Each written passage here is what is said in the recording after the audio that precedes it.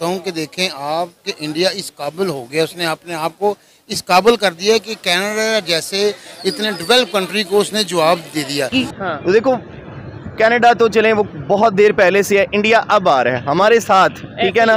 तो अगर ये मामला जो हुए हैं इंडिया और कनाडा में, तो मैं तो वाकई ही बहुत दिल बर्दाश्ता भी हूँ और एक चीज़ से हैरान भी हूँ कि किस लेवल पे उनकी इकोनॉमी पहुँच चुकी है कि उनके बैकएंड पे अमेरिका है। कनाडा के प्रधानमंत्री जस्टिन ट्रूडो ने अपनी संसद में दिए एक बयान के बाद भारत और कनाडा के संबंधों में तल्खी चरम पर पहुंच गई है।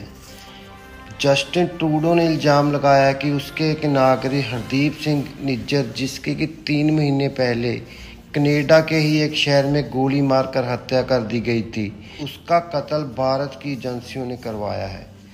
भारत ने इस इल्ज़ाम पर कड़ा रुख अख्तियार करते हुए कनाडा के उच्च आयुक्त को 5 दिन के अंदर अंदर भारत छोड़ने के लिए कहा है और सख्त शब्दों में कनाडा को हिदायत दी है कि वो अपनी धरती पर खालिस्तानी गतिविधियों को सपोर्ट करना बंद कर दे।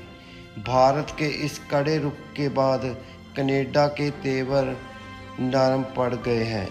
भारत के इस रुख पर पाकिस्तानी मीडिया और वहाँ के नागरिकों के क्या विचार हैं, ये आप सुनिए। आपके इंडिया इस काबिल हो गया, उसने अपने आप को इस काबिल कर दिया कि कनाडा जैसे इतने डेवलप कंट्री को उसने जवाब दे दिया कि उसने उसका सफ़ीर निकाला, इन्होंने इसका सफ़ीर निकाल दिया।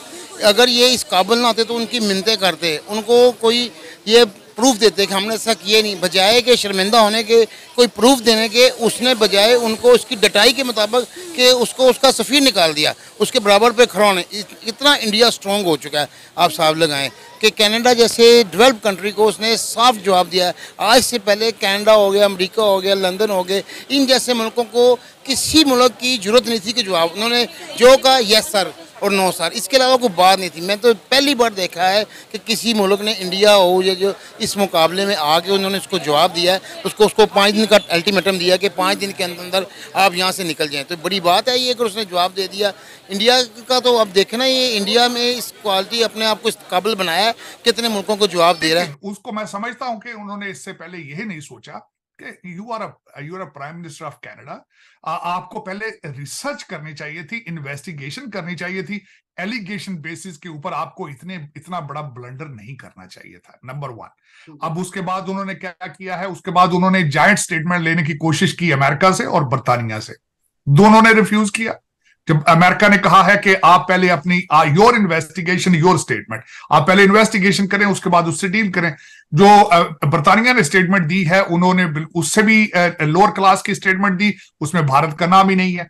दूसरी उन्होंने ट्राई की, एक ऑर्गेनाइजेशन है फाइव आइज कंट्रीज, उन्होंने उनसे स्टेटमेंट लेने की कोशिश की, वहां से उनको कोई सपोर्ट हासिल नहीं हुई।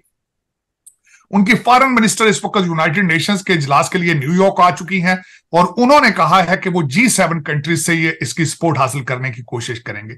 लेकिन मेरे ख्याल में इन एलिगेशन की बेसिस पे, इल्जामात के बेसिस के ऊपर कोई भी जो कंट्री है वो इनको सपोर्ट नहीं देगा। बिलखसूस जब भारत दुनिया की 5वीं बड़ी इकोनॉमी हो तो ये रिस्क कौन लेगा। मेरे ख्याल में इस वक्त Justin Trudeau is in a tight corner, he is under pressure. उन्होंने कर तो लिया है, जिस तरह आपने खुद फरमाया है कि अब वो जो है वो उसके बारे में सोच रहे हैं, टोन डाउन हो चुके हैं। आज उन्होंने कहा है कि मेरा मकसद ये नहीं था कि भारत को प्रवोक किया जाए, लेकिन मेरे ख्याल में अब ट्रेन निकल चुकी है और इस वक्त जो भारत की तरफ से भी ट्रैवल एडवाइजरी आ चुकी है, उन्होंने भी एक डिप्लोमेट को निकाल दिया है, इन्होंने भी एक डिप्लोमेट को निकाल दिया है। तो मेरे ख्याल में Justin Trudeau is in deep issue now, deep problem politically, और खासकर जो उनके पैरिये उनके जो वो अपोजिशन के लीडर हैं फ्रेंच स्पीकिंग कंट्री से, स्टेट से, उन्होंने भी कहा है कि इनको अब इसको क्लीन हैंडेड इससे निकलना होगा, इन्वेस्टिगेट करना होगा। इतना बड़ा जो ब्लंडर किया है उसके जवाब देने पड़े।